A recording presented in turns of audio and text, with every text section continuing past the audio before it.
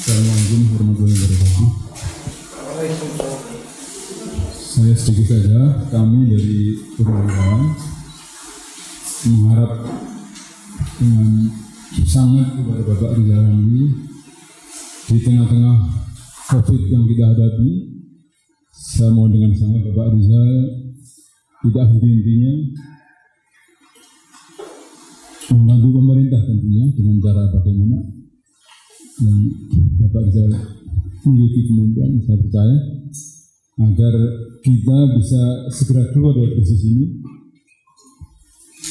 dan terutama dari prajurit yang paling bawah dan rakyat semua segera bisa lepas dari krisis ini. Terima kasih. Saya dari Purnawirawan Kuntilan. Saya kira sama dengan prinsip kita para purnawirawan, walaupun kita sudah tidak aktif, tetapi karena bekal kami selama aktif itu di Sabta Marga dan berpolitik negara bukan politik praktis. Artinya apa? Apabila prajurit itu melihat situasi negara sudah sangat mengkhawatirkan, itulah baru prajurit itu bersuara. Nah, kami karena tidak punya pasukan, ya kami hanya bisa bersuara, berkomunikasi satu sama lain. Lihat kondisi seperti inilah, makanya saya termasuk tergabung dalam forum komunikasi patriot bagi bangsa. Karena jiwa-jiwa patriot kami lah bergabung dengan para elemen yang ada jiwa patriot di sana berkomunikasi. Menurut saya pribadi, negara ini sudah semakin kritis, ya, tetapi kok pemerintah itu sepertinya mengabaikan, mengingin lalu.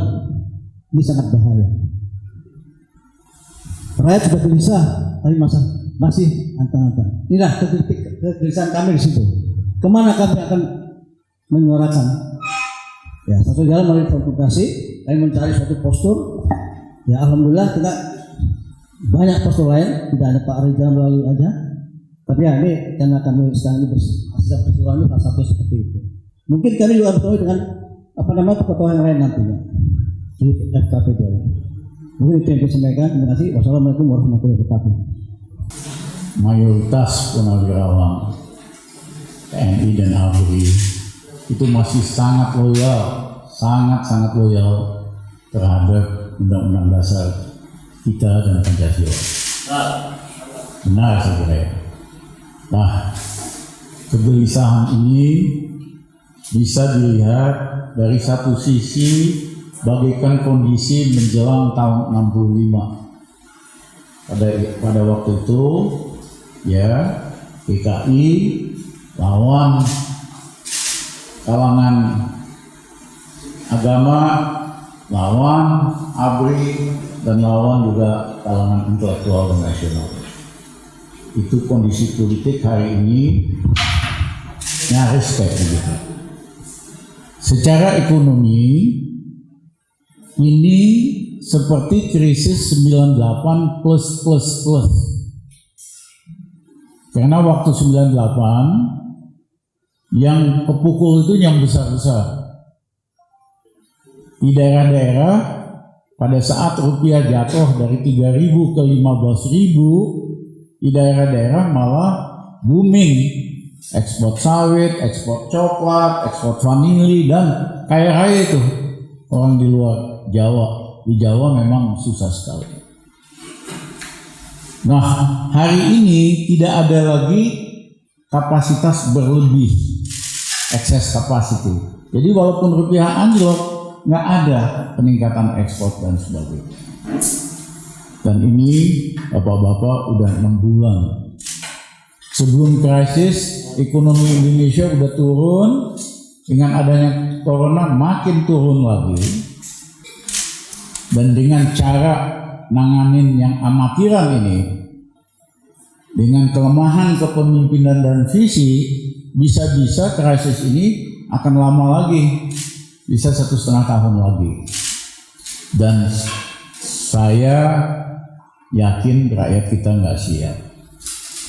ya pengangguran, nggak punya daya beli dan sebagainya. Nah, harus ada perubahan. Saya hanya cerita sedikit buat kasih contoh apa yang saya lakukan sebagai Menko Gus Dur tahun 2000. Satu, pada waktu saat kita masuk ekonomi minus 3%. Kayak hari inilah kita genjot dalam 21 bulan jadi 4,5%, naik 7,5%. Ekspor kita naikin 2 kali. Dan yang ketiga, saya bujukin Gus Dur, Gus, pegawai negeri, pensiunan dan ABRI dalam kondisi tahun itu hidupnya susah sekali, kecuali yang koruptor ya. Yang biasa susah sekali. Saya usul Gus, kita naikkan gaji pegawai negeri, ABRI sama pensiunan sebesar 125% dalam 21 bulan. Bapak barangkali ingat kali, pertama kali TNI ya kan atau pensiunan naik gajinya 125% dalam 21 bulan. Argumennya sederhana, karena TNI, ABRI, sipil dan pensiunan pegawai negeri itu memang nggak punya uang. Begitu dia ada uang, dia belanjain semua 99%. Akibatnya sektor retail hidup.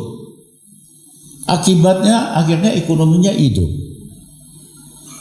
Nah terus yang kedua, pada waktu itu sebelum pemerintahan Gus Dur diberikan kredit usaha tani zaman Pak Habibie. Penyalurannya biasalah banyak masalah dan macet. Jadi waktu pemerintahan Gus Dur masuk, itu petani mulai diuber hutangnya, nggak mampu bayar. Kredit 3-4 juta, tanah setengah hektar diuber sama polisi, diuber sama camat dan sebagainya. Akhirnya saya ngadep Gus Dur, Gus, kita udah gila apa? Loh kenapa? Ini kita mau sita semua tanah petani. Nanti kalau negara berhasil sita, kita mau ngapain Gus? Gus Dur ketawa dia. Oh iya ya, kalau kita sita ini ngapain kita? Jadi gimana usul kamu Rizal? Gus, kita hapuskan aja hutang mereka. Total 26 triliun bunga berbunga. Gus Dur bilang kan kita perlu duit ini buat ini itu. Gus, itu urusan saya. Ya, saya beresin. Karena jadi pemimpin itu yang penting hatinya. Kalau soal terlalu teknis jadi presiden, nggak usah lah. Apalagi soal hitung-hitung. Nah hari ini presiden dilaporin BPJS masih naik, dia setuju aja. Ini masih naik, itu masih naik, dia setuju aja. Harusnya dia bilang, saya nggak mau BPJS naik karena ini buat rakyat dan rakyat lagi susah. Kamu kan orang pinter menteri, cari dong jalannya. Kan gitu aja presiden. Nah, akhirnya kita hapuskan 26 triliun. Petani seneng, nggak diuber-uber lagi, dia merasa nyaman. Semester berikutnya panen itu bumper, panennya naik gitu loh. Apalagi pemerintahan Gus Dur waktu saya Menko 2 tahun nggak ada import beras sama sekali. Karena saya tidak mau mensubsidi petani di Thailand, subsidi petani di Filipina. Ngapain kita subsidi petani kita sendiri aja dong? Vietnam atau di Thailand gitu. Nah yang ketiga adalah waktu itu usaha kecil. Banyak yang macet masuk kategori 5 semua. Usaha-usaha kecil. Saya definisikan usaha kecil kalau minjem di bawah 1 miliar itu kecil. Saya panggil direksi-direksi bank, saya tanya, ini kalau kita Uber yang macet ini berapa lama waktunya? Mereka bilang 1 tahun Pak. Kok lama banget? Ya mesti ada keputusan pengadilan biar di bawah 1 miliar juga. Harus pakai debt collector. Terus uangnya kembali berapa? Ya cuman maksimum 20% Pak. Saya bilang saya nggak mau cara begini. Kita kasih diskon 50%. Siapa yang punya utang di bawah 1 miliar, setengahnya 500 juta kita potong diskon. Tapi sisanya harus bayar tunai dalam 3 bulan. Apa yang terjadi?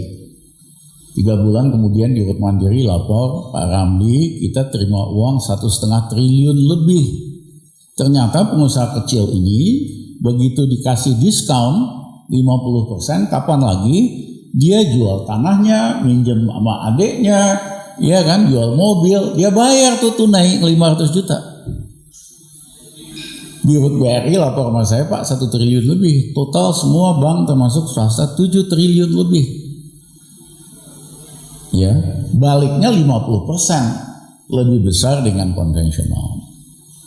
Memang tidak boleh menghapuskan hutang begitu aja. Pasalnya Rizal Ramli bisa dipenjara. Tapi saya ambil alih. Nggak usah takut, saya yang perintahkan kalau ada apa-apa tangkep Rizal Ramli, ngapusin utang kredit kecil. Ya. Nah karena saya nggak ada kepentingan, bebas Pak. Nggak ada juga yang berani. Siapa yang mau berani nangkep saya? Wong itu kebijakannya untuk rakyat gitu. Nah pengusaha-pengusaha kecil ini karena bayar itu masuk lagi kategori 1, artinya dia bisa aktif lagi bisnis dan minjem. Yang kedua, apa namanya nih, bank punya uang cash 7 triliun, dia keluarin lagi kredit buat memicu yang kecil menengahnya. Nah ini hanya beberapa contoh waktu krisis itu, ini bukan rocket science. Yang penting ada keberpihakan, kita kerjain. Nah saya yang kecewa, ini krisis udah 6 bulan, kagak ada satupun kebijakan yang dirasakan rakyat. Ada kecil simbolik, ya yang ada akan ini, akan itu, akan ini, akan itu. Sementara rakyat makan aja susah. Ya saya kemarin didatengin kiai-kiai dari Jawa Tengah, Jawa Timur. Ya mereka cerita di desa itu sekarang susah banget, pertanian merugi, nanam apa, kerjaan bangunan nggak ada, ya susah sekali Pak Ramli, tolong kami. Nah kita bisa beresin ini, krisis ini kita bisa selesaikan dalam waktu kurang dari 1 bulan, ya dengan niat baik, izin Allah, dukungan dari kawan-kawan TNI, Purnawirawan, kita bisa benahin, nggak susah-susah amat kok ini. Ya, nah tetapi tentu yang sekarang tidak punya kompetensi, nggak punya kemampuan, karena malas baca. Semua pemimpin Indonesia itu hebat, rajin baca. Ya, mulai dari Bung Karno, Bung Hatta, semua, Gus Dur sebelum buta, Habibie, ya SBY, rajin baca.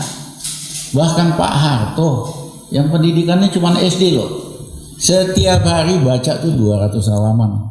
Saya diceritain oleh Pak Murdiono, memo-memo, cek ini sama Kolonel Sugeng Waras, apa bener nggak Pak Dedi usulannya begini begitu. Itu hebat lah. Ya. Nah Bapak kita ini hanya baca 1 halaman. Orang usul ini, usul itu, dia langsung terima aja. Nah padahal yang usul ini kan punya kepentingan bisnis, kepentingan apa. Dan yang kedua, ini itunya itu kan harus jelas alasannya. Kenapa sih ngusulin harus begini, apa alasannya, risikonya apa, kalau gagal dan sebagainya.